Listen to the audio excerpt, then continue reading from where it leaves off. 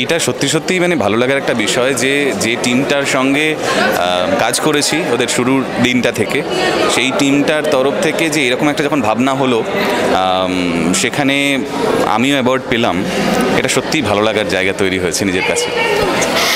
এই অ্যাওয়ার্ডটা সম্পর্কে মানে এই উদ্যোগটা এমনিতেও রেড ভাইন এন্টারটেনমেন্ট যা যা উদ্যোগ নেয় সেগুলো অভাবনীয় আর কি। তো আজ ওটিটির সময় মানে কোনো সিনেমা সিরিয়াল এগুলো নিয়ে নয়, totally digital media, social media, এইগুলোর নতুন নতুন ট্যালেন্টকে তুলে আনা, এটা নিয়ে কি বলবে?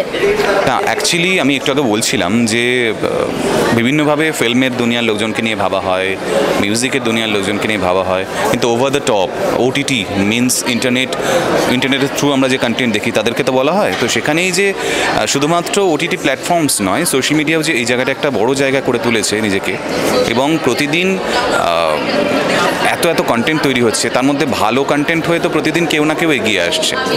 তো যারা সেখানেই অনেকগুলো দিন ধরে ভালো কাজ করে যাচ্ছে, শুধুমাত্র ভালো কাজের সঙ্গেই রয়েছে।